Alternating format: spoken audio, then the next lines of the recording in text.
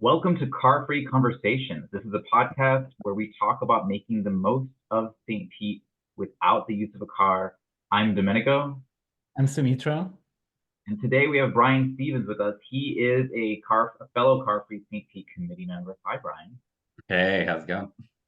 Now, before we get into the good stuff, we like to break the ice with a little bit of St. Pete trivia.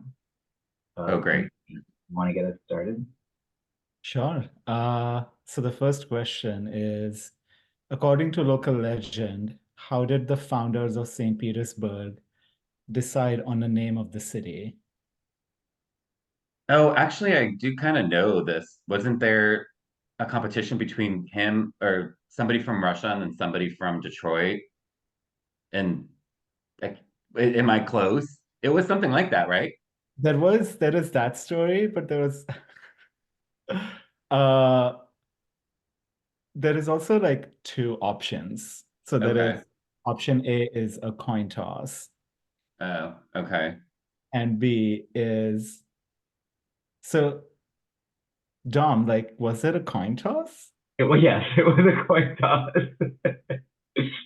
Yes, it was a coin toss. And it was between John C. Williams and Peter Dennis, or Damien Dennis. And I think they were the ones who were like, it's between Detroit and St. Petersburg, right? Yeah, Okay, got it. So that one part. guy, one guy wanted to name it, I think, after Detroit. Yeah. Like And that's why the building on Second and Central is the Detroit Hotel. Okay, that's right. I've heard this tale. Okay. yeah, yeah, yeah. Which They what's weren't. happening there? It's Oh, just been at Detroit. sitting. The Oh, Detroit, yeah, I feel like there's been like 14 different announcements. Nothing's ever really come into fruition. Or that restaurant downstairs, or whatever that Mm. space downstairs. yeah, Yeah. Yeah. almost done with it. I met someone recently that was involved in that. They were saying that they're making progress. It's going to be really awesome. I don't know. Is that where the uh camp theme bar is going? Yes, yes, yes. Okay. Oh, We'll okay. see. We'll see how that is. I don't know. I'm like on the fence about like the gimmicky bars that and they're getting kind of old, but it could be fun. It depends how they execute it, I guess.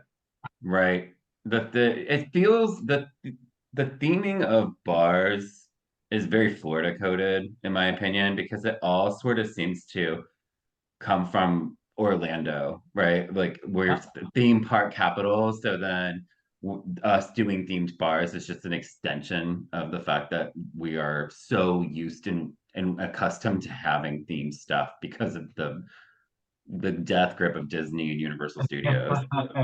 There's a lot of it, entertainment everywhere. Exactly. Question number two. What are the most consecutive days of sunshine St. Petersburg has ever had? You have four options. Was it 367 days, 384 days, 562 days, or 768 days? I'll go with the option C. There is no option. Well, okay, so option C, I guess, is 562. Right. And yeah. Well, because in my brain, what I thought you were doing was going for the one in the middle, is what I would do. My strategy Yeah. is but you're okay, 562. That's wrong.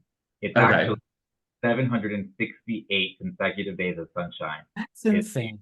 it is insane. Yeah, that is like what's also insane is I lived in Seattle for a period of time, and they have like a record for the most consecutive days of darkness, which is like Yeah. insane, which is like such a polar opposite, and I could not live there for very long. I came back. Um, do you want to guess when that was? When we documented 768 consecutive days of God, it sunshine? feels like it would have been within the last, I mean, these last 2 to 3 years have been so But sunny. it wasn't. It wasn't. Okay. Just goes to show you how sunny St. Pete is. It was between 1967 and 1969. Got it. Summer love. Yeah. 2 summers. Right. 2 summers of love. Right. Next question is a throwaway. What animal or bird is featured on St. Petersburg city flag? Pelican, right? Yeah. Yeah, okay. Yeah. Got it. All right, got one. I guess I'm allowed to live here now. Bonus is what animal is the St. Pete Shuffleboard Court mascot? Hmm. And this is a fictitious animal. I don't know that. I mean, I've been there. I don't know that I've even seen that in their branding. It's the peligator. It's like half Oh, alligator and half pelican, which So wow. it was a trick question. it was. Yeah, but I feel that they should put that out more. They should even just have a mascot there. They should, yeah. You know, like like one you can hug, like a Mickey Mouse. Yeah, I don't know how I feel about getting hugged by alligator pelicans. Right. So is it like an alligator that has a beak and Yeah, wing? yeah, I'm looking this up right now. alligator. Yeah, I got a T-shirt recently. They revived it. The mascot. It's like an old mascot that they had, and they're like bringing it back, which I really. Okay. All right. So I haven't seen it yet. All right. It's pretty ugly, but I love it, so I'm really happy. A lot of mascots are very Um, ugly. Yeah, well, I guess that makes it easier. All right. Except for DJ Kitty. The Tampa Bay Rays DJ Kitty is adorable. If you haven't seen DJ Kitty, go to a baseball game and look for DJ Kitty. He's very cute, and he wears a hat. He's very cool. Looks like a cool cat. I've been to So a baseball game. you haven't? I have been to a baseball game. I'm only there for hot dogs, usually. That's that's like 60% of the reason to go to a baseball, any Yes, baseball. absolutely. Okay, next question is St. Petersburg is known as the birthplace of what? Oh, I have no idea. Okay, Dog bars. I'm gonna give you options. Is Okay. it A, hot dog, B, commercial aviation, or C, nursing? Nursing. It's actually commercial aviation. Oh, And hope of the first commercial flight, and this happened in 1914. It was oh geez, Janus, right? That's why we Yeah. call it Janus Landing. Janus Landing. It was named after the first flight. oh, okay. I And thought that it was named after Janice the Muppet. No, I'm just kidding. I didn't think that, but seems seems like an interesting thing to claim, considering we don't really even have a substantial airport. But okay, yeah, Two right. airports. and Just and that plane is at the pier, like a replica of that plane. Yeah, I mean, now that you're saying this, I could appreciate, but I'm just thinking Yeah. all flight stuff belongs to the Wright brothers. Isn't that Ohio? Yeah, okay. that wasn't the first commercial flight. This is the first Right. time Yeah. somebody paid somebody to fly them to Yeah. The technicality. I think they flew them to Tampa. Yeah. Right. Which is also like, wow. Right. Totally. You could also like, is there a city that claims to be the birthplace of the first class flight? Right. Like, yeah, like how far do we take this? Anyways, all right, that's enough shade on St. Pete. I'll carry that with me forever, though. When is the last time a hurricane struck St. Petersburg directly? And there are four options: 1946, 1966, 1986, or 2006. 2006? No, it was Yeah. 1946. Oh, see, I feel some type of way about this information because I have definitely been here for hurricanes hitting Florida, but then I feel like I keep getting Mandela affected.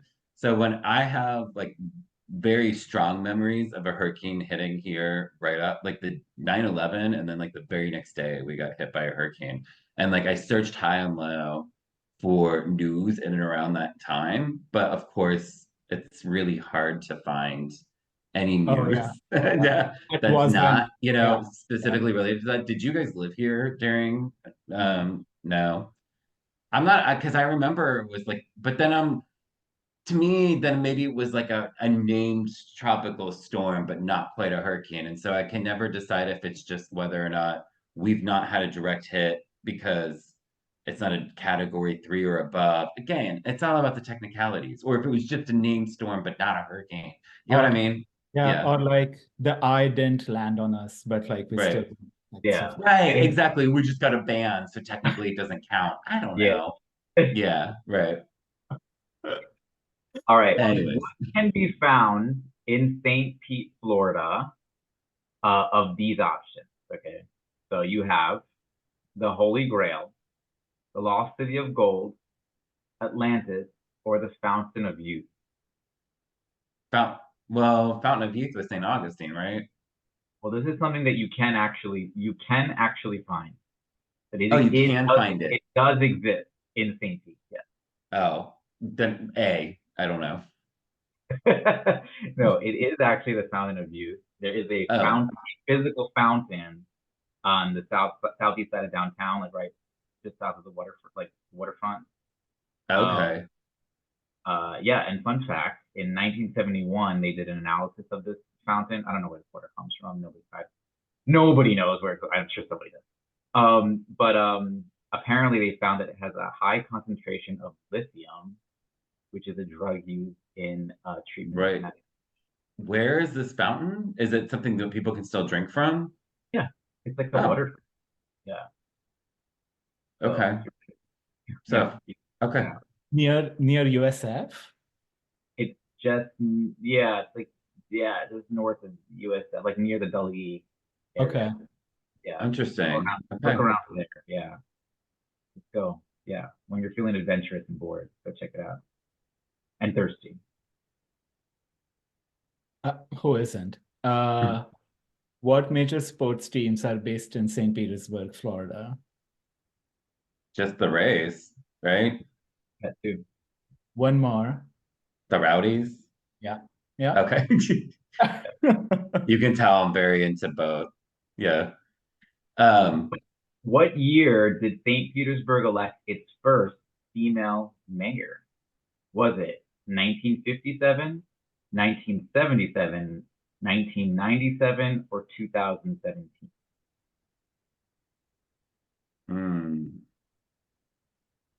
Say the first. I'll go with the second choice, B.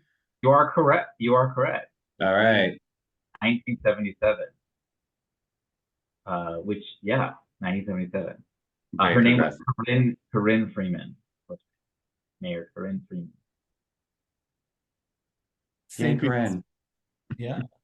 St. Petersburg is home to the world's largest what? Oh,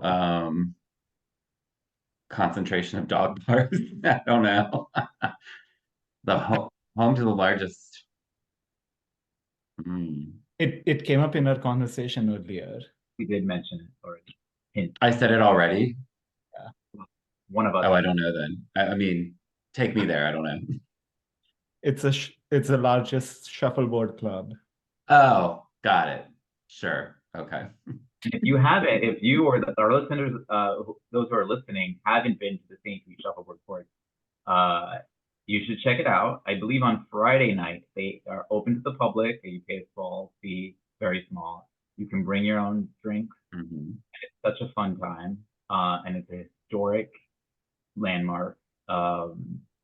Very cool. Definitely check it out. Yeah, it's very well maintained too. I mean, like the people who volunteer there are very into it. It's a cool feature. Yeah, I'm a member. You can become a member too. Oh, got it. Okay. Very affordable, and you support the shuffleboard court. Last question is, what famous artist has a museum devoted to his work in St. Petersburg? I believe it's the largest retrospective collection of a single artist in the U.S. We're talking Salvador Dali, obviously. Yeah. Okay. Another great place to visit if you haven't. The Dali Museum is amazing. If you're just tuning in, we just concluded a little trivia round with our guest, Brian. You're listening to Car Free Conversations on Sunshine 96.7 Radio St. Pete. And Brian, you're in Car Free St. Pete with us. But I want you to start out by telling us about your work with the Save MARTA campaign. Can you tell us about what that was and why that was important? Sure. Well, that's actually pretty much how I got sucked into the vacuum of transit organizing, which has led to several other things. But it was really founded by this woman, Rachel Spivak, in Atlanta. And it was kind of just originally the vision was just to have a party at the MARTA stations. And MARTA, if you don't know, is the train service and bus service that services Atlanta. And at that time, per usual, not just at that time, but pretty much every single year, there's some sort of ballot measure or some sort of legislative measure that is trying to reduce services and cut funding. So she just threw a party. She created a Facebook page. This was when Facebook was much more, a much more used platform for young people. I'm trying to remember what year it was. It was so freaking long ago. But ultimately, she just wanted to throw this party, and it was a successful event. But then a year later, she had actually moved to New York City, and then there was essentially a grassroots movement forming with all the different transit agencies in the state of Georgia were coming together for another initiative, a ballot initiative for that T-Splost. And they invited us, the Save MARTA campaign, to show up. And I was really just, there was no like formal committee with that at that time. So Rachel was like, hey, since I'm not there, would you be interested in taking the torch? I'll make you the Facebook moderator, and then you can go sit in this meeting and see if this is something that we should plug into. So lo and behold, it was so interesting. I showed up to this meeting. It was actually at the MARTA headquarters. And so you had like transit union members there. You had people from MARTA there, their executive director. And then, of course, there was also just people that were interested in plugging into transit in some way and supporting it. And they were voting positions into an organizing committee. And because Save MARTA had such an excellent Facebook presence already, and because that was the only social media that people were really using at that time, they were like, we would love Save MARTA to be the media chair. And I was like, oh, sure, that we could do that. And so I just got voted in without even really trying. And it was very interesting. There's a lot of politics in and around transportation and transit in general, but specifically in the South and specifically in Atlanta, there are tons of racial biases that impact the way that people interact with transit. And also, we knew, and like we were having these discussions as an organizing committee, that ultimately there was a bunch of white men at the state capitol making decisions about transit, which mostly affected people of color in the state of Georgia because they were the ones most reliant on it. And one of the issues that we were running into quite a bit was that they did not want to speak with the workers because the workers are unionized, and the state of Georgia does not want any union workers on their payroll. And so they were not interested in interacting with the union presidents of those various transit agencies. And they were not, obviously, MARTA itself was not able to speak because they're the ones whose budget's being controlled by the state. So there's a much broader formal process there for them to go through that with the legislators. And so we kind of came up with an idea where we're like, well, hey, why don't we actually just form a small lobby? And basically, all of these transit agencies in the state of Georgia can run support in lots of in-kind ways, provide infrastructure, provide guidance. But we really just need people who can actually go to the Capitol and who these white male legislators will speak to. And so we basically decided on the two white men in that room, we're really going to be the ones that could accomplish that. And so then I got sucked into that vortex very quickly. And so it was great because, I feel like it was really eye-opening for me. I was really young at the time. But it was the first time that I had really interacted in that space, in the legal space, of trying to see an idea from inception, what it needed, what it took to get that to a bill and to get that bill signed by the governor. And the one thing that I will say is that I sort of feel like everyone at some point in their lives pick out a small, even if it's small, and it could be at the city level, it doesn't have to be at the state level, and go through that process. I almost wish that we had like a high school program where kids went through the process of trying to get something put on a ballot or pass a piece of legislation, because it is so damn eye-opening to go through that. And so yeah, that was really and we had a great ripple effect. We would do press conferences. We started doing these things called Safe MARTA Days or Ride MARTA Days, where we would invite a bunch of press down, and then we would contact as many local representatives and as many state representatives and say, hey, you know, you kind of have to like bribe them with each other. You'll be like, well, you know, one senator's coming and we really like you to be there as well, since, you know, this rep is going to be there, the mayor's going to be there. And you really stack your press conferences by pretending you have one and that baits the other. And then when you get one confirmed, you can use that Oh person to my confirm God. other speakers. It's so bizarre the way that it all worked out. So and the one guy, the other guy that was with me to this day, I believe he actually like applied and then now is like the media coordinator for MARTA. He like officially works there now, but at that time we were just like this grassroots thing that was doing that and having these press conferences. But like Reverend Jesse Jackson came one time. Like we really did a great job of I getting think that people plugged in. So I and think it's ultimately really, that's I'm sorry. That I was was a gonna say, I think it's really your fault. interesting Yeah. that that whole story, right? Because I think there's something we can learn from that, because there's been some bubbling of opposition to transit even in our area and in our state now. Now that we're having a lot of people, more people in our cities, and we need more transit, there's kind of a little bit of a backlash. So we might have to take a page out of that book and organize some, you know, some of that for our Yeah, legislation future. And it's we've interesting talked about how you that. did it. Yeah. You know. It's unfortunate. I think it's just part of it because you know, for me, and when we talk about car free and what we're trying to accomplish here is, and that was sort of what we were doing at that time with Safe MARTA, is like you really just want to be a stone and the water, and then, you know, be a ripple effect that radiates out from that. It's really hard to be one institution that gets these things done, especially when you're at like a state level like that. So it's really important that people plug in more than anything, because if the people are there, I also think that the reps will show up. So if you get enough in mass, just at the grassroots level, that, you know, people on the ground, that will also bring the decision makers to the table. Yeah, that that's so important. When did you move from Atlanta to St. Pete? Or you live in Seminole, I right? do, yeah. So I lived here off and on, but I officially left this area in the year 2000, and then I came back. I moved here by way of Atlanta, September of 2020. I came down, and that was really just for work. I think everyone was going through something, and there was just a financial opportunity here for me. So I took it and came down, and now I've been here.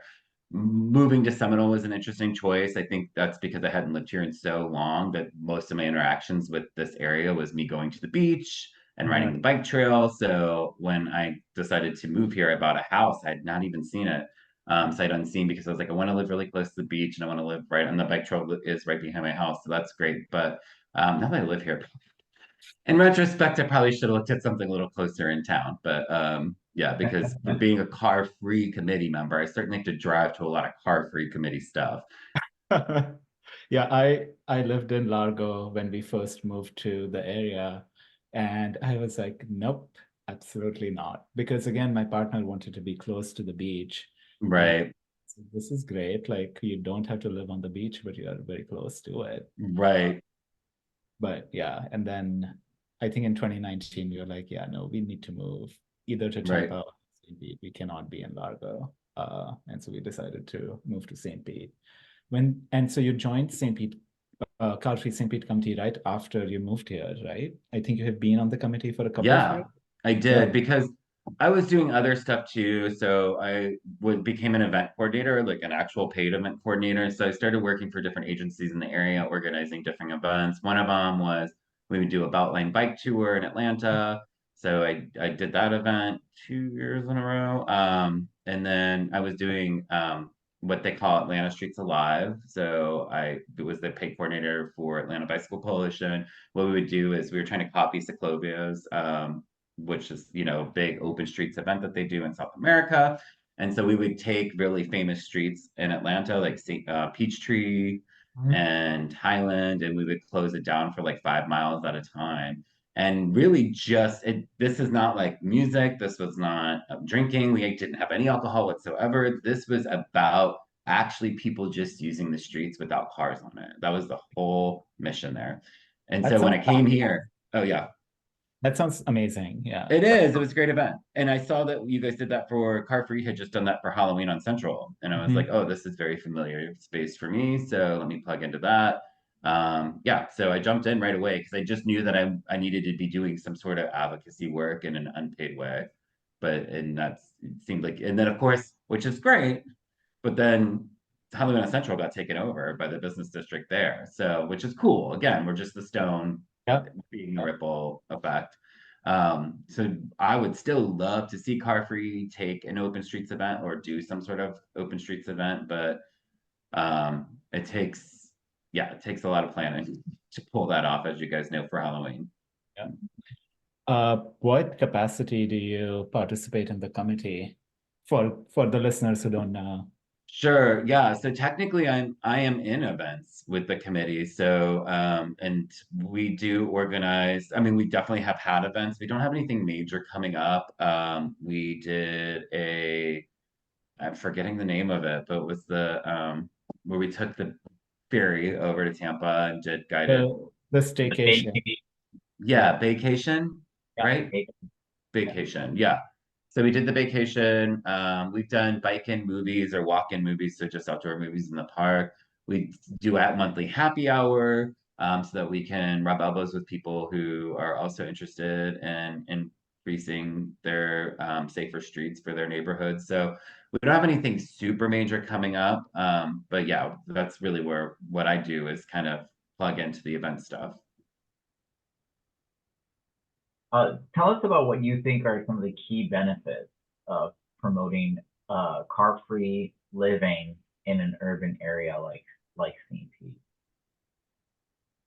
Well, I think it's all obviously super connected. And when, for me in St. Pete specifically, what you have really now kind of becoming 34th Street down to Beach Drive is a commercial space, right? Like you can, even if you're somebody who uses a car, you can come and park your car on 30th, and then you've got in any direction several businesses, restaurants, shops, residences that you can walk to, and it's a high density area. And unfortunately, to this moment, we're still sharing those spaces with cars. Now, the Sunrunner, obviously the most controversial thing that I think has happened since I moved here in terms of transit, has helped really slow down some of the traffic on First and Avenue North and South. But the thing that drives me crazy about that area is just that they were ostensible highways. I mean, and that's the number one complaint you see people have. They're like,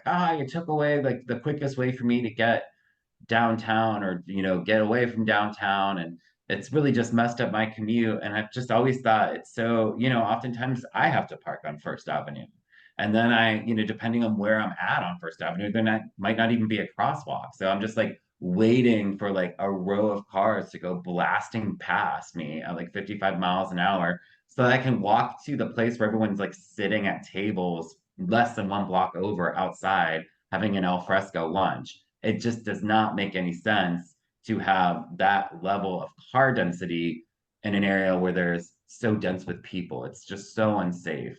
And you see a lot of car accidents, specifically on First Avenue. I was in a really horrible car accident last March on First Avenue. And I even had joked with Saumitra at the time because I was like, I had posted the photo of our smashed up Jeep. I mean, it was a horrible car accident. And it was from somebody running the light at 16th Street. And I was like, it's so frustrating to me, like in a joking way, but I was like, I know that at least one person drove by and was like, ever since they put that bus lane in, like that was gonna be like the takeaway of somebody coming by, because everyone just believes that these roads are freeways. So Ironically, the yeah. travel times have decreased on first. Exactly. So now we have the data that proves that it actually improved the traffic. And, to me, ultimately, I'm going to sound a little snide, but I actually just don't care about how fast you get to go when there are people whose pets are possibly getting off leash, when there's people who have children that should be able to safely get out of the car and walk to their homes without the concern of somebody who's using the street in front of their house to go 60 miles an hour so they get to Tyrone Mall quicker. Like, I miss me. I don't really care. Slow you down even more. Great. That works for me. So that's my most aggressive platform on safer streets, is like, if people live there, shop there, walk there, it's not, we shouldn't have highways there. I'm pro slowing it down. A diet, as they say. Yeah. And how do these benefits, do you think, align with the goals of the committee and the broader community? So, again, with Car Free St. Pete, and we, our mission there and my personal mission within it is to encourage other people to do what makes sense for their community specifically, like how they make their streets safer for where they live or for where they work or like to hang out. So, I do that for my own, where I am in Seminole. I do this for St. Pete because I'm there so much and it is the hub, but also I do this for where I'm at, like where I live. The bike trail unfortunately does not have a permanent crosswalk and it doesn't pass over. And we're also by a school, and people cut through there, like they're hitting the gas like it's a freeway, and it's literally a 2-lane road. I've seen people get hit already on the bike trail, and it's just so dangerous to me that one of the things that I would love and have, approach my neighborhood about, but we're unincorporated, so the county is not as plugged in as cities can be, unfortunately, is getting just a couple of speed bumps just that slow people down before they get to the school, before they get to the bike trail. So for me, Car Free is really about getting people the resources and the infrastructure and the right person that they need to talk to make that happen for themselves wherever they're looking to make streets safer or more complete. Doesn't necessarily have to be safer. Complete streets. I guess I should use that word, because sometimes complete streets can mean other things like shade at every bench. So that way, if it's 90 degrees or it's raining, which happens a lot in Florida, people waiting on a bus have somewhere safe to stand. So complete streets, not even just safe. You know so much about transportation planning, but you have a background in real estate, I right? do, right. Can you tell us about your background in real estate? I think that's really interesting. Yes. So I am a real estate broker, and I also am a community association manager. I believe that housing is a human right, and it's an industry. I think that real estate is a controversial industry, and I think that building management can also be sort of controversial, because to put profit on housing can be, it's a delicate thing there. And one of the things that I try and do from my lens of what I do for housing is I want people to realize housing security. That's my number one goal here, is to help people find housing security. And then, of course, if they need to relocate, making sure that they're taken care of in that capacity as well. So any building that I've worked in, it's all about making sure that we are really on the up, great realtors, great property managers. We want that. We understand that housing is something that people need to feel safe in. It needs to be something that they want to return to. We want them to stay. So yeah, my background's in real estate, and I do believe that when we're talking about transit, it's always interconnected to housing policy as well. It's all part of just that bigger, larger spectrum of urban development.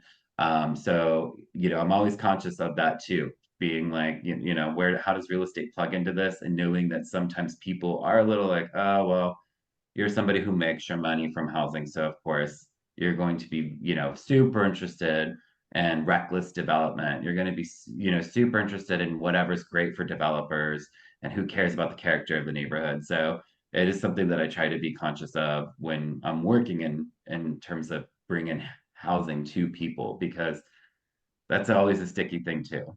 Just like transit, people get very passionate about, Yeah, people are passionate about their cars, they're passionate about their neighborhoods. for sure. And since you broached the subject, how does the transportation access or lack thereof affect the property values in urban areas? Or have So, you seen that firsthand? yeah, it really, so the data it's not specific. I mean, in terms of property values, it really just depends on the buy-in. So, you were talking earlier about the fact that you lived in Seattle. So there, they're continuing to extend their rails in Seattle. They're building further north and further south. And that's actually, we'll see those property values are starting to increase in Washington on account of their light rail getting those expansions and their, or the rail in general. And that not so much in the South, right? So not the same story in Atlanta. In fact, like being near a MARTA station is something that could have in the past been seen as a detriment, because people there are afraid that transit's going to bring criminals into their neighborhood. I mean, that's been such a huge hurdle there with getting MARTA expansion. So it really depends on the buy-in from the community. So places where you see that there's already some basic transit, some basic train lines, in states like Washington and in California, it will increase the property value, but it's not hard line. It definitely varies by state by state. Yeah, that's interesting because my neighborhood in Chicago has a CTA rail line and a commuter rail line, and the commuter rail line, there is a station in the neighborhood, and then there is another station farther south in another neighborhood, but they're building one more station in between. And because of that construction, the property values in the neighborhood have already gone up because people are like, oh, we are getting another station for the Right. neighborhood. So it Yeah, has suddenly become like a more desirable neighborhood to live in because now you can take the commuter train to the suburbs or to downtown. sure. Has been interesting to see. Well, and I do, one of the things that anytime I go and speak about car free or do any sort of interviewing like this in the public, I go to this statistic all the time because it's so critical, which is that just in the last 25 years, we've added 2 billion people to the world population, which means in the last 7 years, we have this huge influx of young people looking for housing, looking for jobs, looking for resources, needing transportation, because that whole idea that housing is too expensive, that's not unique to St. Pete, that's not unique to Florida, that's not unique to the United States. This is becoming a problem everywhere. Everyone is like, I can't afford rent. I can't buy a house. What am I going to do? And I keep being like, well, it's 2 billion people. We added a lot of people, and that is why you're feeling the squeeze.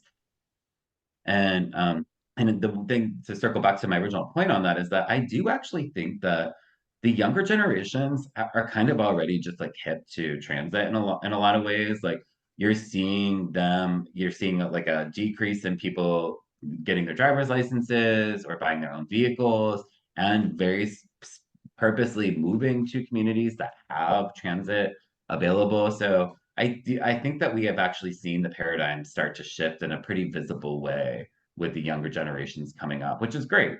So yeah, that's, the more they're interested in it, of course, that's going to increase the property value. But the goal here for me is not about increasing the property value. I think that when you have a vision of housing, like a successful housing initiative, that means that housing is affordable. So, but at the same time, we're not in a situation where there's this huge influx of federal or state funds coming down to get developers to create housing that is affordable or is, for middle class families. So at this point, because we do rely on private capital to build housing, I mean, like that's just the way it is in this country.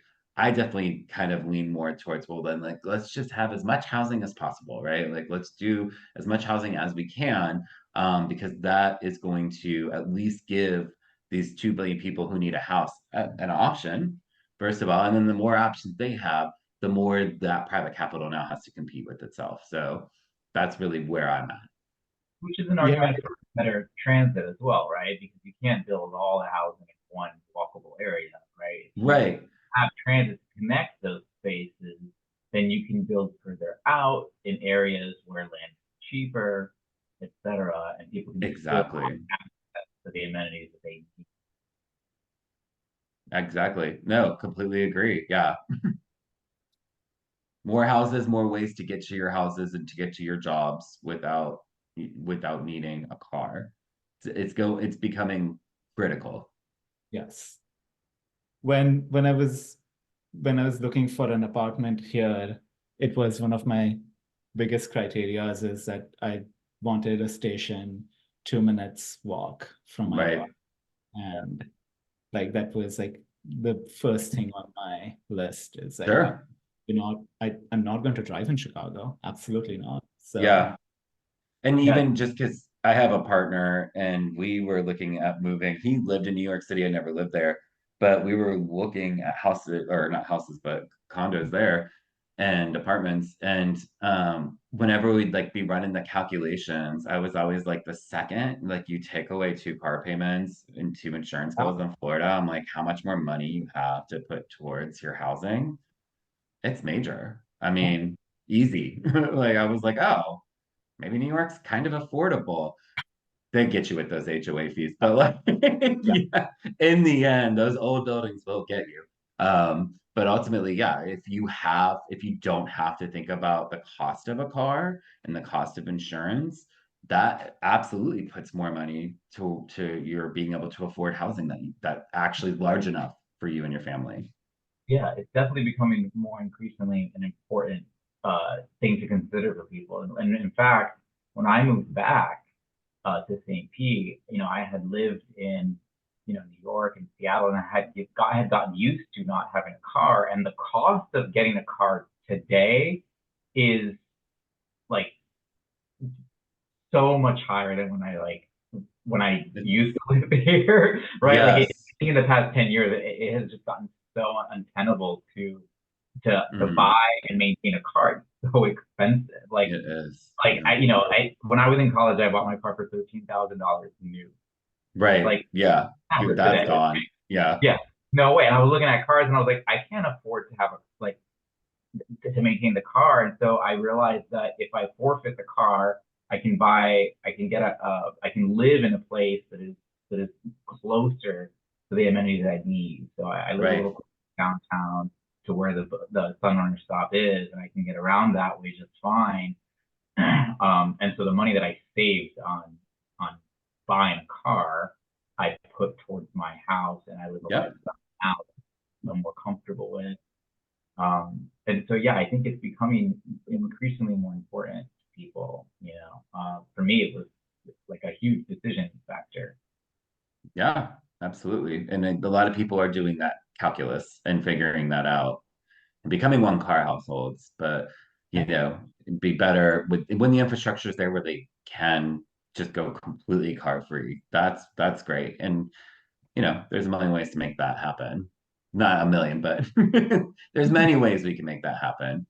And there's many Well, different vehicles that aren't cars, right? Like we now have scooters, we now have car shares, we now have, you know, if push come to shove, you can take an Uber, or you can get in a Lyft, right? So the versatility of getting around without a one vehicle, without owning a vehicle, it's growing every single day. So I you can't I go wish ahead.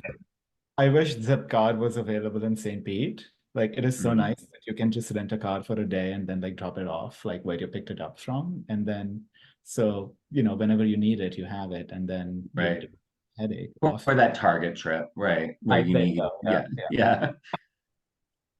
So you've kind of already answered it. I wanted to ask, but I want you to elaborate a little bit more, right? About this relationship between transportation access and property values. How can we sort of enhance that relationship, and how can urban planners, policymakers, and community stakeholders collaborate to make more equitable and sustainable transportation system? I'm Bit of so a sorry. I, Yeah. I believe in you. I believe in you. Oh, my screen changed too. I lost you, Dom. I know you're still on here somewhere.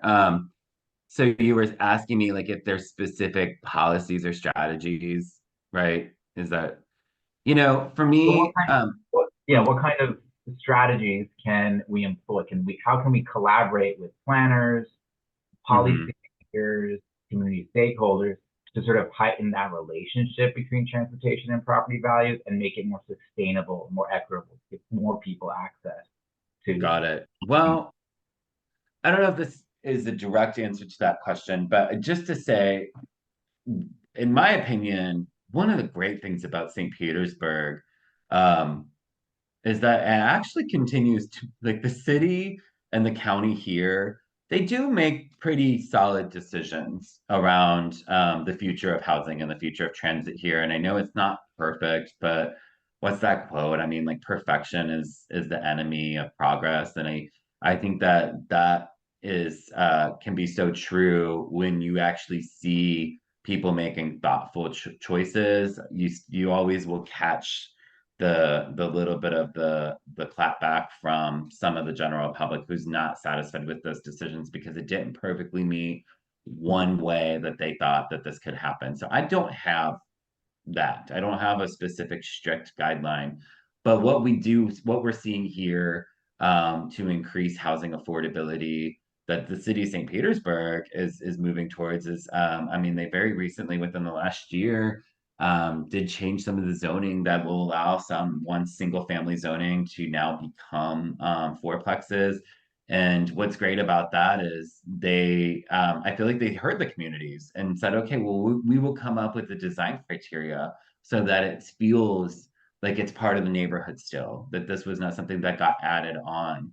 So there's thoughtful policy happening here. And we've not really quite seen the benefit of that. A, it's too soon, but B, like it does rely on private money to make that happen. So it's not perfect, but it was a nice zoning win to be like, okay, here is a future where we are putting more housing in places where there used to be a limited supply.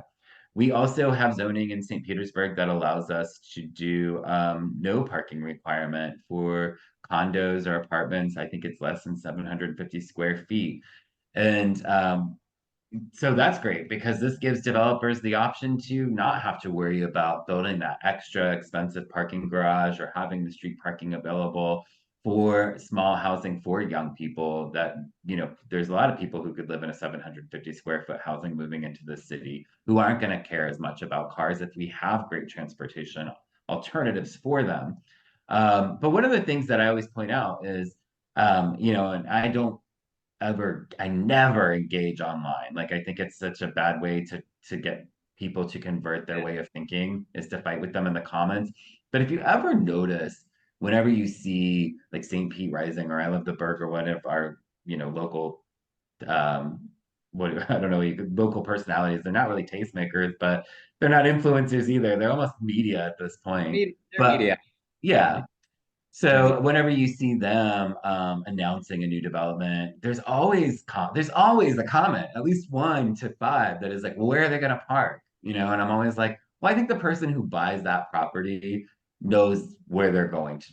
Like they know that that's not an option for them, and they've decided that that's okay. So your concern not necessary because you probably already live somewhere where you can park, and that was a priority for you. That's not a priority for everyone. So it just kind of you can just see the way that car culture is so ingrained in us that the very idea of a home, an apartment complex or a condominium complex that's going to be much needed housing without parking is just so confusing for people. They can't really wrap their heads around it. So yeah, like I said, in an indirect way, I actually feel like St. Pete kind of has been doing a lot of the right things. And, you know, could they be even more aggressive about getting even more zoning changed, right? Like allowing us to add much higher apartment complexes, maybe up and down 34th, which is a lot of unused industrial space these days.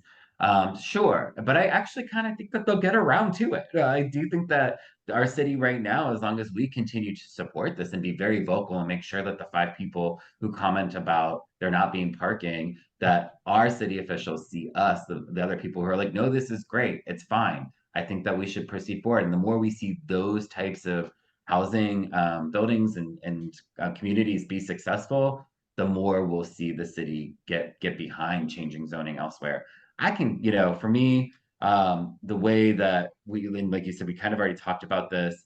The way that transit really works into that is just making sure that by expanding the transit, we have the Sunrunner now, which I think is excellent, and I think that it certainly serves a transportation demand.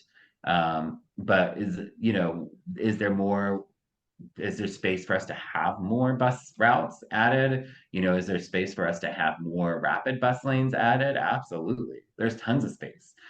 So we have to have the Sunrunner be seen as a successful transportation venture. So for us in St. Pete, the way you do that is we use it and keep using it and encourage people to use it. And I think that will help us keep broadening that type of transportation initiative. Because to me, I say this all the time in the committee. I believe, like buses are it. Like that is it. We need more buses. We already have the infrastructure in place. I know it's not a sexy aesthetic to get on a bus. I don't know why people are so challenged by that. Like I always say, they could probably interrogate that within and maybe come up with some interesting biases, which makes them sort of anti-bus. But we don't have to put train stations in. We don't have to lay rail down. We just need to have more buses. And we need to have buses that people like riding, right? And making those buses have the ability to people charge their phones while they're riding it, have them make sure that the bus stops have coverage so people can stand safely underneath a bus stop if it's raining or if it's super hot out. So those are all those things that I think work into it as well. So I don't know. Does that sort of? I feel like we kind of talked about a lot of things, but my It perfect sounds like vision is not. I don't have a perfect vision. Yeah. Well, it sounds like the key answer to my question about how to bring all of this together and how to involve policymakers into solving these, creating this environment is zoning. You've mentioned zoning so Mhm. many times. It sounds It like is. that's how you feel we can sort of get that collaboration going to make this sort of thing possible, to make downtown living more accessible to people. Downtown and even beyond downtown, and I already said Tyrone Mall. Think about how much space right there is underutilized, not utilized at all. We're not going to see the return of Best Buy, right? Like, so we've just got all of this space, and people, it's interesting because in St. Pete, a lot of times you have to fight nostalgia as well. So, like, I'll see somebody will suggest maybe on Reddit or Facebook or somewhere, be like, we really, something what I'm saying right now, like, that's not a great use of space. Like, it'd be really cool to see housing over there. And people will say, like, not the mall of my childhood. And I'm like, well, what are you doing Wow. there week after week? You're not actually going to that mall. And so like it's just such a poor use of space. And like I said, 34th. I mean, I don't know if we need it. It's something that realtors do all the time. That raises eyebrows as they go in and rename stuff, right? They come up with new names for neighborhoods. It's like now I don't know, it'd be like the South Pow Corridor or something like that. Like, so they come up with cute, creative names to drive interest in that neighborhood. US 19 needs a major rebrand, right? So it's just there's so much unused space on there. And to me, but again, like let's not just let giant big box stores with huge parking lots sit empty, rotting for something that's never gonna come. That's gone. But what's here is people who need housing, right? So Well, this has been a really awesome conversation. We've talked about Okay, all it has been wonderful having you on. Saumitra, do you have any last questions? No, I think Brian really ended quite nicely with that last comment. So thank you so much for joining us, Brian, today. of course. Thank you.